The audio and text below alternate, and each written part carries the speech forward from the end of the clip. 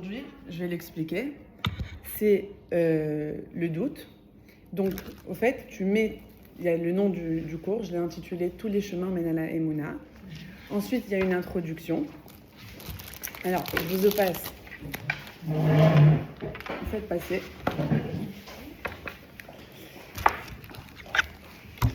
Ah, ok. Donc, déjà, premièrement, voilà, c'est ça. Donc, je vais mettre ça. Le dos. Ok. Faites passer, s'il vous plaît. Très bien. Alors, aujourd'hui déjà, pour commencer, c'est une première fois pour moi de partager. Je ne vais pas prononcer le mot, je ne vais pas utiliser le mot cours, comme je vous ai dit. J'aime pas ce mot parce que j'ai beaucoup encore à apprendre. Mais heureusement et malheureusement, j'ai eu un long parcours qui m'a emmenée ici aujourd'hui pour partager.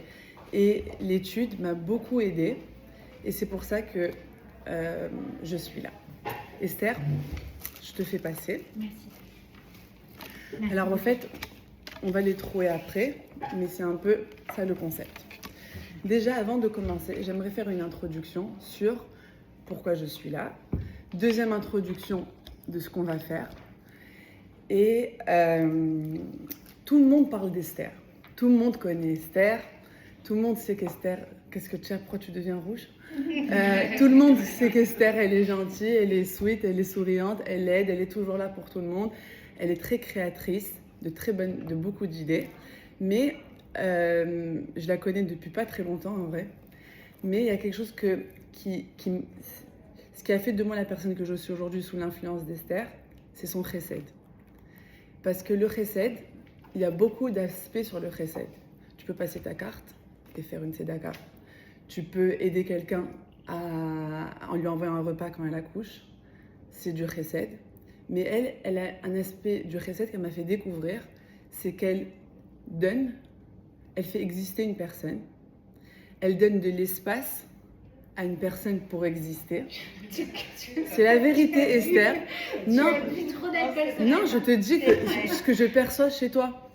Et c'est au fait, non seulement elle donne, en aidant quelqu'un, en faisant du chesed, non seulement elle fait du chesed, mais elle fait croire à la personne que c'est elle qui lui fait du chesed à elle-même. C'est ça, Esther. Et c'est la vérité. Donc, elle fait exister une personne et toute l'étude d'aujourd'hui, le doute, c'est sur l'existence. Et c'est comme ça que j'ai décidé de partir.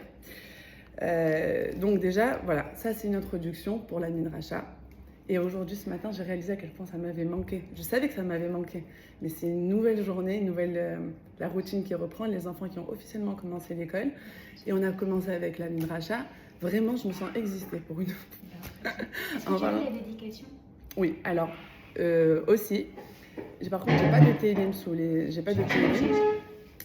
La série de cours qu'on va commencer, je vais toujours la commencer. Leilou Nishmat, mon frère, Messad Asher Ben David, et Velidia Chaya Rachel, sa femme, Michal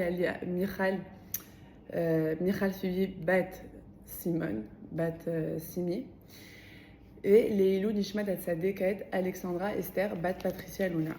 C'est mon frère et ma belle-sœur, mais Alexandra, c'est une amie que j'ai rencontrée à Montréal qui a beaucoup marqué mon parcours spirituel.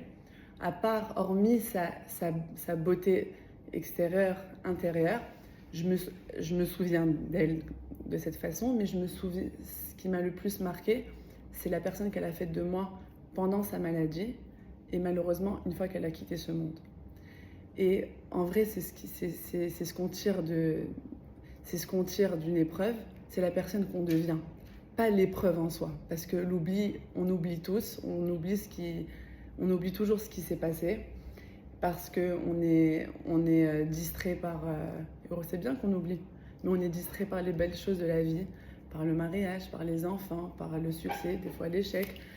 Et ce qu'il ne faut pas oublier, c'est la personne qu'on est devenue. Donc, au cours des 15 cours, on aura l'occasion de parler d'elle. Mais voilà, je suis tombée sur le chet.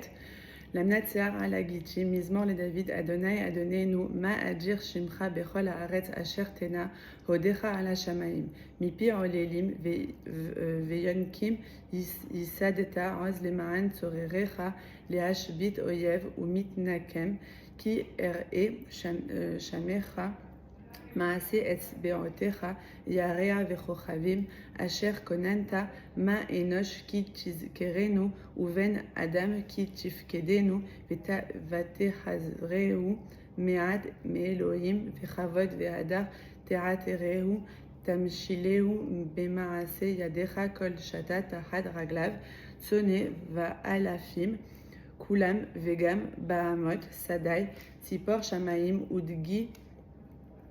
ודגי הים עובד עריכותי, ימים אדוני אדוננו, מה אדיר שמך בכל הארץ. Voilà. Alors, je suis très émue que tu m'entends, toi, Esther. Moi aussi, je suis excitée. La vérité, c'est que j'aurais beaucoup de mal à exprimer j'aurais pas de mal à exprimer mon excitation parce que je suis très, vous pouvez lire sur mon visage. Alors, le concept, c'est l'émotion. J'ai voulu, c'est très vaste la Emouna. On peut faire des très bons cours sur la Emouna. On sait ce que c'est la Emouna, c'est la confiance en Hachem. Mais dans la vie, je pense, selon mon parcours, la Emouna, elle surgit basée sur une émotion. Quand on vit un moment de joie, un moment de tristesse, quand on est confronté à une situation, à des décisions, on fait intervenir, avant de faire intervenir la Emouna, qu'est-ce qui nous drive vers la conscience que Dieu existe, où je vais? C'est une émotion. C'est l'émotion de la joie qui va me propulser vers « Ah, mais c'est Hachem qui me donne cette joie, c'est Hachem qui m'a mis dans cette situation. » C'est l'émotion de la tristesse, l'émotion de la peur. C'est basé sur une émotion qu'on arrive à déduire l'existence de Dieu. C'est un peu ça le concept. Alors j'ai essayé de choisir, c'est pas que j'ai essayé de choisir, c'est que je me suis observée et j'ai déduit les émotions que moi-même j'ai dû ressentir pour en arriver à certaines conclusions. Alors je les ai faites, je les ai structurées de manière hiérarchique et j'ai commencé par le doute. Le doute parce que avant de croire, avant d'exister, on pense. Et quand on pense, on se pose la question, où j'en suis, pourquoi je suis là, qui m'a fait ça, à qui je dois en vouloir, c'est le doute.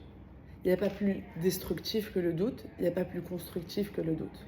Alors ça peut paraître un peu ennuyant, mais c'est très important de partir, d'aller au contexte historique pour en arriver à une conclusion actuelle. Quand j'étais jeune, j'aimais pas l'histoire, mais en étudiant la Torah, c'est très important d'étudier la base, parce que c'est en allant de la base qu'on arrive à trouver une profondeur, et c'est de la profondeur qu'on peut changer. C'est en ayant compris. Alors,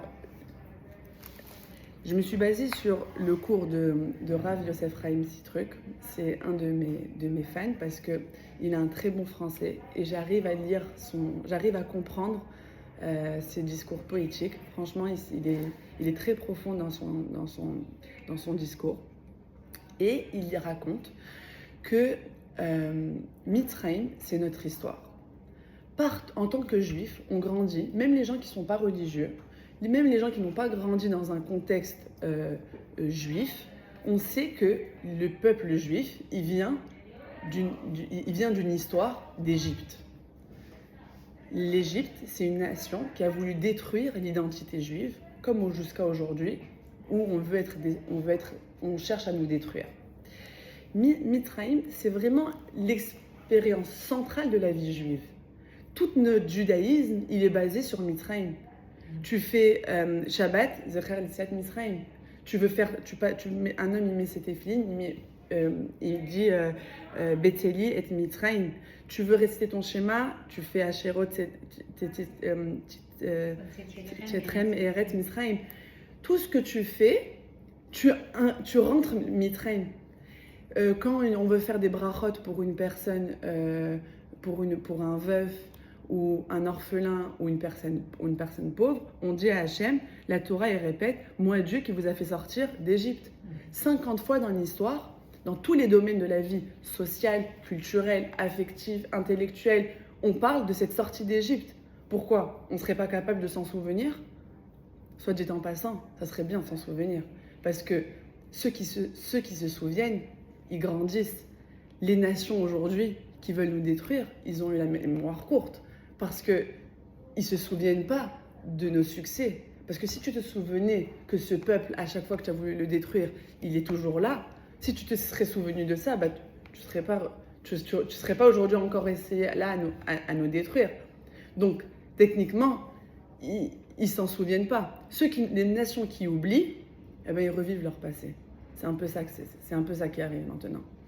Donc, l'histoire de l'Égypte, c'est un héritage qui écrit notre histoire jusqu'à aujourd'hui. Et donc, plus on se souvient, mieux on comprend. Et ce qu'on veut aujourd'hui, c'est de comprendre. Comprendre pourquoi on doute. Un être humain, il n'avance pas parce qu'il doute. Si tu agis, c'est par ta tradition. Mais en vrai, est-ce que tu comprends pourquoi? Et c'est ça la beauté de la Midrasha, parce qu'un cours de Emouna, ça y a un début, il y a une fin, il y a une belle conclusion. Mais là, on va vraiment étudier pourquoi l'être humain, il doute. Est-ce que c'est par rapport à notre histoire? Est-ce qu'Hachem nous a conçus comme ça? Est-ce qu'on choisit sans le savoir? Alors, c'est ça qu'on va étudier. Donc déjà, il y a une idée qui est claire, c'est que le peuple juif, ça a été un peuple qui a été asservi en Égypte. Il en est ressorti vainqueur. Ça, c'est parfait, c'est une idée qu'on garde en tête. Ça, c'est une chose de fait. Mais en vrai, qu'est-ce qui s'est passé en Égypte? Est-ce qu'on pense au bras de fer qu'il y a eu entre Pharaon? Pas du tout. Viens, rentre. Donc, on se souvient du bras de fer entre Moshe Rabbeinu et Paro. L'un qui essaye d'affirmer à l'autre ce que l'autre n'accepte pas. En vrai, Paro n'a jamais accepté. Mais Paro, dans tout ça, c'est quoi la tragédie de l'Égypte? La tragédie, c'est qu'il y a eu la mort des premiers-nés des Égyptiens. Il y a eu les 10 plaies. Donc, l'Égypte, il faut savoir que c'était, dans le temps d'Eretz Misraïm, l'Égypte, c'était la nation la plus belle. C'était la nation la plus riche, la plus puissante. Et nous, le peuple juif, qui n'avions pas de territoire, qui n'avions pas d'identité, nous n'avions pas de Torah encore, on n'avait pas de preuves. Et pourtant, on a gagné. Pourquoi on a gagné? Parce qu'en Égypte, les Juifs étaient maltraités. Ils étaient en esclavage. Ils étaient humiliés. Il y avait des massacres constants. Ils souffraient énormément. Et pourtant, un jour, Hachem, il a dit à Moshe Rabbeinu, va dire aux enfants d'Israël que demain, je vais venir les libérer. Un être humain normal, il va dire, mais attends, Coco, Bon, il ne lui a pas dit comme ça, mais il lui a dit, attends, moi, ça fait des années que je souffre. Ça fait des années qu'on me maltraite, qu'on m'humilie, qu'on me fait mal, que je vois ma femme souffrir, que j'ai peur de la vie pour mes enfants, qu'on vit dans une famine monstre. Tu me dis que Dieu, il existe? Tu étais où quand on était en train de vivre tous ces massacres-là? Et alors Moshe Rabbeinu, il a dit ça à Hachem. Hachem, il a dit, ne doute pas de mes enfants. Et quand Moshe Rabbeinu, il est parti le dire au Béni Israël, qu'est-ce qu'ils ont dit au Béni Israël? C'est ce qu'on attendait. On attendait cette délivrance. Donc au fond, même dans un matzav comme en Israël, devant l'idolâtrie, devant la souffrance, devant toutes ces choses, au fond d'eux, ils savaient, c'était à l'intérieur, ils savaient qu'ils allaient être délivrés. C'est très simple. N'importe qui d'entre nous, religieux, pas religieux, quand tu vas dans un endroit qui est kadosh, tu ressens un petit fitou, tu ressens quelque chose. Tu vas au mur de lamentation, dès que tu mets tes pieds, des fois tu te mets à pleurer. Maintenant, personne ne t'a parlé. Mais c'est l'environnement. Un juif, il ressent cette sensibilité. Franchement, moi, des fois, je prends des brachot chez des rabbinim, j'arrive devant le bureau, chez Rabbi David, je m'assois, je pleure. Maintenant, lui, il m'a rien dit, il m'a dit, c'est que tu veux, ma fille. Mais en vrai, je sais pas. Mais ça m'émeut de voir des personnes qui inspirent la sainteté. Et ça ne s'explique pas. C'est juste en nous. Alors, et pourtant, nous, de notre génération, on est quand même un peuple simple. Parce que nous ne sommes pas la génération qui avons assisté à l'ouverture de la mer, ni à un bâton qui est devenu un serpent, ni à des miracles dévoilés comme dans le temps de Mitzrayim. Et pourtant, on garde des traditions où on n'a aucune preuve, juste on le fait par sensibilité, par cette fibre spirituelle qu'on a en nous, qu'on ne comprend pas. Et c'est ça le juif. C'est la personne qui, peu importe là où tu te trouves, peu importe ta situation, à la fin de la journée, tu lèves tes yeux vers le ciel, tu te dis, mais finalement, j'ai quelque chose. Donc, la émouna, la confiance en Dieu, c'est quelque chose qui, des fois, ne s'explique pas. Il ne faut pas comprendre pour faire. C'est quelque chose qui est en nous, comme le doute. Même si, bien que on ait cette fibre-là, va comprendre pourquoi on doute. Alors tu sais que j'existe depuis le temps. Ça fait 3300 ans que tu essaies de m'exterminer et je suis toujours là. C'est quelque part, c'est parce que j'existe. C'est cette conscience. Donc je suis venue à un contexte historique pour essayer de démontrer qu'il y a une existence. On a une conscience que nous, on existe. Du moment que tu sais que tu existes, tu peux avancer.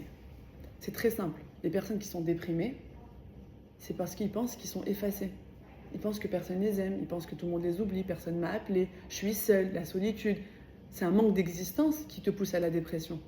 Du moment que tu as la conscience que tu existes, en tant qu'être humain, que tu as été choisi par Dieu pour venir dans ce monde, c'est déjà quelque part un atout en nous, une raison de se réveiller le matin. C'est un peu ça le concept.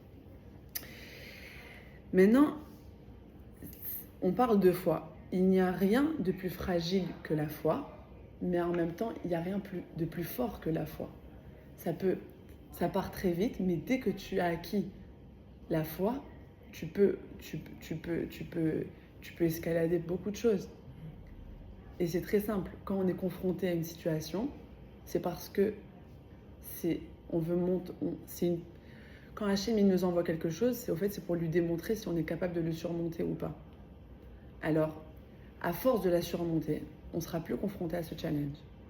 C'est un exercice continuel. Donc là, c'était pour démontrer l'existence. On existe. Maintenant, là où j'arrive, c'est que l'Égypte, c'est un monde qui était, c'est pas très français de dire ça, mais il était bourré de matérialité. Je veux dire, ça sentait que ça. Et l'Égypte, ils vivaient dans un, ils ont été créés par le statut de Béchor. Eux, c'était les meilleurs, c'était les plus beaux, c'était les plus riches, c'était les plus puissants. Et ils respiraient cette attitude-là. Même les bourreaux qui battaient les Juifs pour pendant l'esclavage, ils se faisaient. Il y avait quelqu'un à côté qui leur mettait un éventail pour ne pas qu'ils aient chaud. Ils étaient pétris d'orgueil, de prétention, de primauté. Pour eux, c'était la crème de la crème. Et pourtant, Hachem les a punis. Alors qu'on n'avait rien. Et l'histoire nous le montre. Je vais dire, je ne sais pas si j'ai fait un projet pour ma fille il y a quelque temps. Et le projet, c'était que Avraham Avinu, il est parti devant 4 rois en guerre. Il avait que des bacs de sable. Quand eux, ils avaient des armées. Mais il a dit, je vais aller et je vais gagner. Hachem va m'aider. Et dès qu'il est arrivé devant le front, ben, tous ces sacs de sable sont devenus des flèches. Et lui seul, avec 300 personnes seulement, il a gagné cette guerre devant des milliers et des milliers de soldats armés jusqu'aux dents. Donc, la foi, des fois même devant le risque, tu te dis, je vais aller vers là, et Hachem, il va m'aider. Donc, la matérialité, c'est en Égypte, ils avaient cette matérialité, mais Hachem, il nous a créés de cette façon, et c'est pour ça que pendant le cours de Rav Koska, j'ai parlé de potentiel, parce qu'il nous a créé aussi un matériel à une potentialité. Ce verre, c'est du matériel, mais ce verre, c'est pas du matériel, c'est un potentiel. Parce que ce verre, il a le potentiel de me faire boire. Une voiture, c'est un matériel. Il est perçu comme un matériel, mais c'est pas un matériel, c'est un potentiel. Elle me transporte d'un endroit à l'autre, elle m'emmène pour aller chercher mes enfants, pour aller à la synagogue, pour aller au travail, pour aller faire des mitzvot, pour aller faire des avérotes. J'achète une robe, c'est pas un matériel, c'est un potentiel. Je peux le porter comme j'en ai envie, dans une bonne occasion ou une mauvaise, de la bonne façon ou de la mauvaise façon. C'est là où il y a le libre arbitre. Moi, je reçois un matériel, mais c'est une perception. C'est pas un téléphone que j'ai. Le téléphone, c'est du matériel, mais c'est pas du matériel. C'est un potentiel. Avec le téléphone, je peux appeler quelqu'un pour l'insulter, ou je peux l'appeler pour lui dire que je l'aime. Donc, c'est nous qui choisissons le potentiel qu'on met dans cette matérialité. Et c'est ça l'Égypte. C'est que l'Égypte, il était pétri de matériel, mais les béné Israël, ils ont été sauvés parce qu'ils ont mis le potentiel dans cette matérialité. Le potentiel était que, malgré cette difficulté, j'ai l'espoir qu'Hachem va me sauver. Et la matérialité, il est traduit par quoi? Par le désir. On est des êtres humains, on est fait matériellement de chair et d'os, avec des sentiments positifs et négatifs, avec des pensées, et on doit manager avec ça, mais on a le potentiel de faire ce qu'on veut de ce matériel. On est libre de choisir si on est esclave de nos pensées ou si on utilise nos pensées en les déviant de la bonne façon. Je m'excuse, je vous... Pas du tout. Non, oui. Tu es très bien. Donc, Yosef Hatzadik, c'est l'exemple numéro 1. Parce qu'il vivait dans une matérialité Beshefa, je veux dire, abondante, en Eretz Mitzrayim. Il est même devenu prince d'Égypte. Et ce qui a toujours maintenu ce tzaddik, c'est cette existence d'Hachem. L'existence te mène à la matérialité. Non, l'existence te mène au potentiel. Et grâce à ce potentiel, tu arrives à élever cette matérialité. Il était devant Potiphar. Il était devant... c'est Potiphar? Non, pas Potiphar. Ouais. La femme de Potiphar? Ouais. C'était... Quand il a été testé avec ouais. La femme de Potiphar. Avec la femme de Potiphar, c'est ça. Donc, il a été testé. Pour un homme, il n'est pas plus désireux qu'une femme. Et c'était le test de sa vie. Mais qu'est-ce qui l'a aidé à surmonter cette épreuve? C'est cette existence divine. Et il a mis le potentiel de cette existence dans ce matériel. Et c'est tout le sens de notre vie, c'est ça. Parce qu'on vit dans un monde matériel, plus qu'en Eretz Mitzrayim. Et je veux dire, aujourd'hui, on a accès à la Torah beaucoup mieux, beaucoup plus facilement que dans les temps d'avant. Aujourd'hui, on a une technologie. Cette technologie, elle est Mina Shamayim. Parce qu'aujourd'hui, les réseaux sociaux, ils ont ce potentiel de nous élever et de nous détruire. Encore une fois, on choisit d'utiliser ce potentiel dans cette matérialité-là. Donc, Hachem, il nous a mis dans les temps d'aujourd'hui, parce qu'il n'y a pas pire je pense que notre génération, dans les temps d'aujourd'hui, il nous a mis toute cette chorma électronique pour avoir accès à lui. Parce qu'on est tellement loin que si on n'avait pas cette alternative, on ne serait pas connecté à lui. Parce qu'on a trop de distractions. que ce soit dans nos responsabilités ou que ce soit dans nos désirs. On est constamment devant les réseaux sociaux à voir la vie des gens. On est constamment dans le désir. On veut. Mais le désir, il traduit quoi? Il traduit un potentiel énorme. On est tellement désireux, parce qu'on est des êtres humains matériels, qu'on serait prêt à tout. Il y a des gens qui plantent des tentes la veille de Black Friday pour être les premiers à la porte. Il y a des gens qui ne dorment pas de la nuit pour assister à un match, parce que dans le décalage horaire, c'est au milieu de la nuit pour nous, quand eux, c'est le jour. Et le pire, c'est que personne ne s'en rend compte. Parce que tellement je désire que je ne sens même pas la difficulté.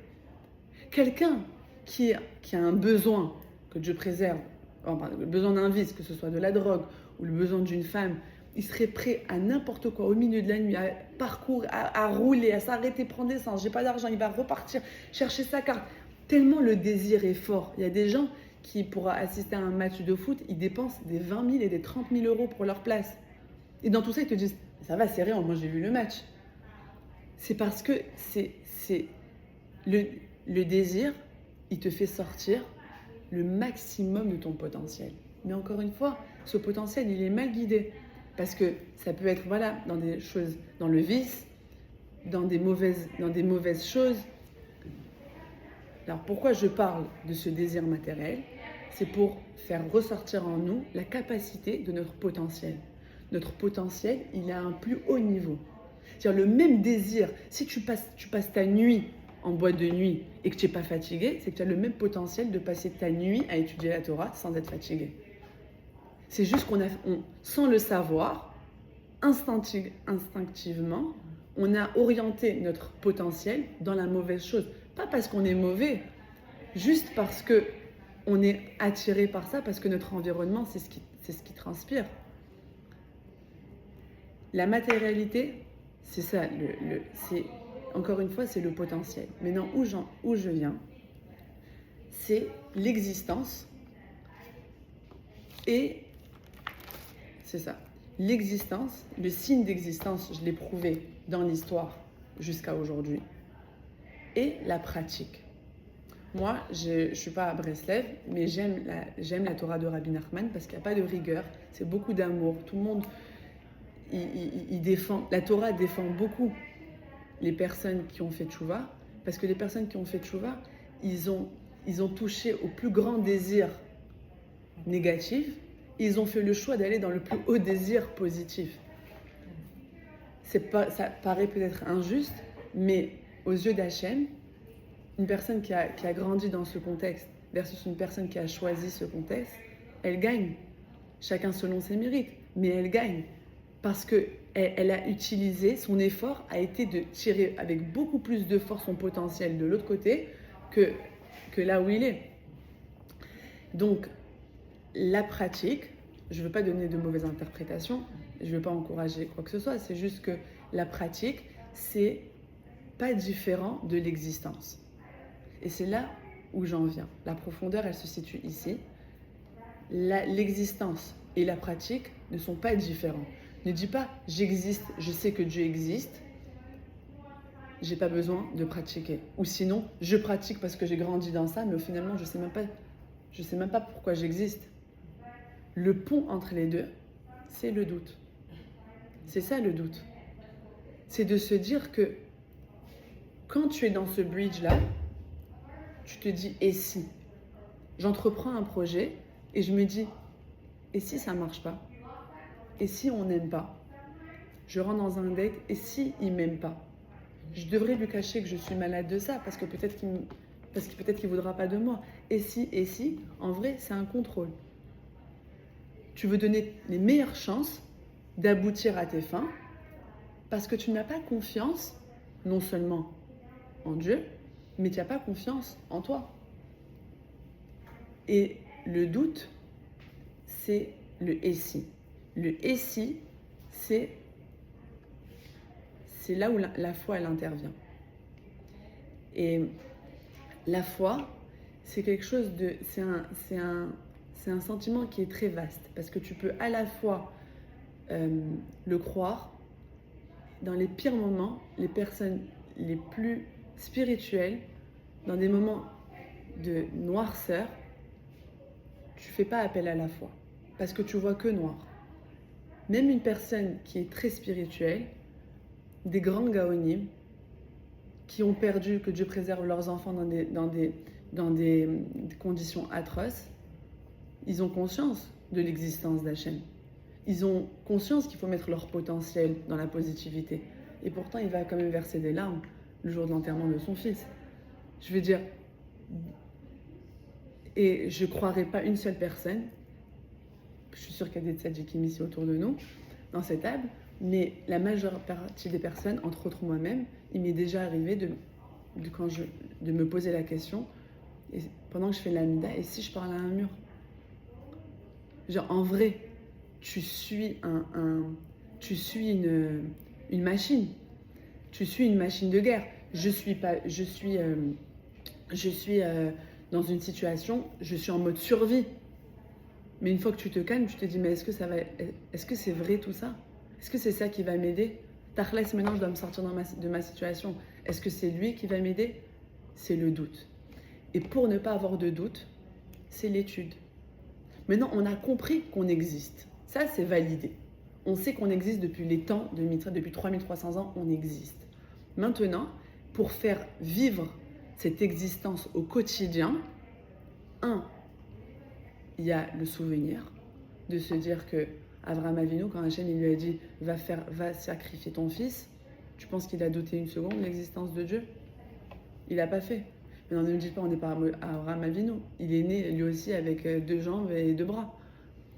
On a un potentiel, mais on sait juste qu'on ne l'utilise pas. Donc il y a une question de choix. Il faut choisir son potentiel. Et le doute c'est Safek. Safek, c'est Amalek. Ça a la même valeur numérique que Amalek. À chaque fois que tu as un doute, dis-toi que c'est juste quelqu'un qui veut pas que tu sortes ton potentiel. Tu es né avec ce don, tu es né avec ce potentiel, tu es né pour pouvoir l'exprimer, pour avoir cette capacité, mais le Satan, il est aussi né pour venir et t'empêcher de l'exploiter. Donc, on est dans un travail continu de se dire, de battre ce voile, cet empêchement. Le Yetzer Hara. Ouais, mais voilà, encore une fois, quand on vit des moments difficiles, tu ne penses pas au Yetzer Hara. Tu vas droit. Donc, le doute, c'est ça. C'est combattre son Yetzer Hara pour développer, pour exploiter notre potentiel. Parce qu'on n'en a pas, on a tous un. On ne dit pas, non, c'est pas fait pour moi. Moi, j'ai pas grandi comme ça. Mon mari, il n'est pas comme ça, donc je peux pas aller dans ce sens-là. Mes enfants, ils sont pas dans cette école, donc je peux pas entreprendre certaines choses. Tout ça, c'est tu voiles ton potentiel. Tu es né avec un potentiel, tu es né avec cette capacité de l'exploiter. Et si tu ne le fais pas, c'est parce que tu as choisi de ne pas le faire. Et pour éradiquer le doute, c'est un travail constant c'est un travail constant de... Oui, je vais répondre. Donc le doute, c'est une opportunité de transformation. À chaque fois qu'on doute, on doit se mettre un red flag dans notre tête et se dire, si je doute, c'est parce que là tout de suite j'ai ce potentiel, mais je le fais pas parce qu'on m'en empêche. Et je vous dis la vérité, c'est que je sais pas si je devrais parler de ça le premier cours, mais il y a quelques années, déjà l'ancienneté, l'âge, la maturité, elle aide beaucoup. La maturité, elle aide à processer. Est-ce que j'ai encore un peu de temps? Tu veux que je la prenne? Non. T'es sûre que c'est ok? Tu veux pas que je lui... Elle va m'envoyer un... Ok, d'accord. 18-26. 26-26. Il y a quelques années, il y a 8 ans, j'ai reçu beaucoup de monde chez moi. C'était un jeudi soir, je recevais beaucoup de monde le Shabbat. Et j'ai terminé avec ça. J'avais 2 filles, une de 2 ans et une de 9 mois. Et j'étais avec elle ma fille de 9 mois, c'était la première fois qu'elle prenait le bain avec avec sa grande sœur. Donc je l'ai mis dans un siège, l'eau elle était vraiment, il y avait que sa dos. J'étais assise sur le toilette à côté d'elle pendant qu'elle jouait. Là que mon four a sonné, je suis allée pour éteindre mon four, mais ma fille de 2 ans, bon elle marche, je veux dire, elle peut rester dans l'eau, et l'autre elle était dans le siège. Voilà que à un moment donné, j'entends ma fille, elle me dit « Maman, Ayala, elle est dans l'eau, Ayala, elle est dans l'eau ». Mais je savais qu'elle était très excitée de savoir que sa sœur faisait le bain avec elle. Donc, mais des fois, tu veux aller voir juste par acquis de conscience. Mais au fond de toi, tu sais que c'est pas possible. La petite, le siège, il est fermé. Dieu bénisse moi, j'ai des bébés qui sont lourds. Donc, elle aurait même pas pu passer par en dessous. Donc, c'est même pas possible. Et quand je rentre dans la salle de bain, je vois juste la petite en dehors du siège. Elle était bleue, elle était dans l'eau et elle avait les yeux fermés. Mais il s'est passé, je vous dirais même pas une minute. Et donc du coup, sur le moment, je hurle bien sûr, mais j'avais je savais que je sentais plus mes jambes, mais je savais que si je tombais, elles allaient être seules à la maison. Donc, j'ai eu cet instinct de survie, de la prendre du bain, de la sortir de la salle de bain et d'essayer je la tapais de partout. Mais je sentais plus rien, c'était comme un légume. Et je criais fort pour que... Je vivais dans un duplex, donc pour que ma voisine, elle m'entende. Et j'entendais l'autre crier. Et pendant 10 minutes, j'ai fait le CPR. Et il n'y avait rien. À un moment donné, je la prends et j'essaie je cherche mon téléphone. Je le trouve pas. À un moment donné, je le trouve. J'appelle ma sœur qui est médecin. Elle me répond pas. Je repose donc ma fille sur le sol et je continue à lui faire CPR.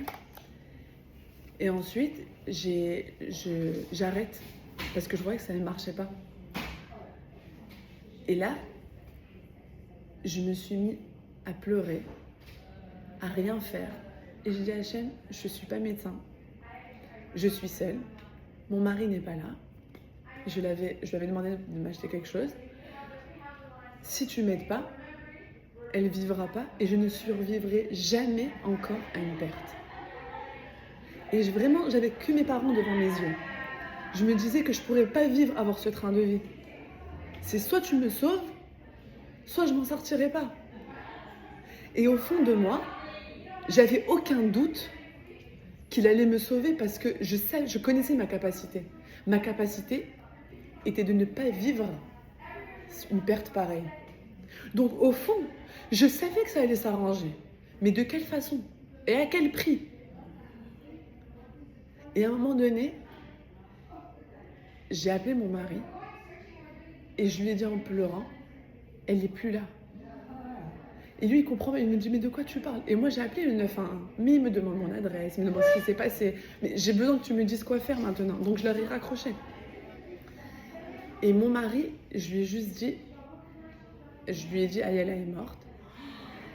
Et à un moment donné, donc il me raccroche et je prends mon poing et je lui tape dans le ventre. Et je lui dis, Hachem, je t'en prie, sauve-moi. Elle a commencé à vomir. Mais quand elle s'est réveillée, ma soeur est arrivée, mon mari, Yatsala, la police, l'ambulance. Il me dit qu'est-ce qui s'est passé, je sais pas. Je sais pas sur quoi j'ai appuyé. Je sais pas ce que j'ai fait. Je suis pas médecin. Je sais pas. Et honnêtement, c'est qu'aujourd'hui, avec du recul, sur le moment, tu as beaucoup d'adrénaline. Sur le moment, tu fonces. Les médecins, ils sont arrivés, qu'est-ce qu'il faut faire? Elle s'en est sortie, Baruch Hashem. Elle est là, elle est en très bonne santé. Elle a beaucoup d'énergie. Et des fois, aujourd'hui, avec beaucoup de maturité, je me dis que je pense, selon moi, qu'à l'intérieur de nous, cette fibre cette sensibilité envers Hachem, c'est d'avoir cette conscience que tu existes, que je ne suis pas seule elle n'a pas sauvé ma fille, elle a sauvé mon interprétation. Et cette interprétation, c'est ce qui m'a aidée jusqu'à aujourd'hui. Parce qu'après ça, j'ai eu des challenges où il a fallu que je montre à Hachem à quel point je l'aime et à quel point je suis forte. Mais c'est grâce à cette résistance et à cette conscience de me dire, je sais que tu existes, je sais que je suis là pour quelque chose, et je sais que je suis pas folle, que je fais pas ma Hamida devant un mur. Et du moment que tu existes, que tu sais qu'il existe, toute ta vie, elle drive en fonction de lui.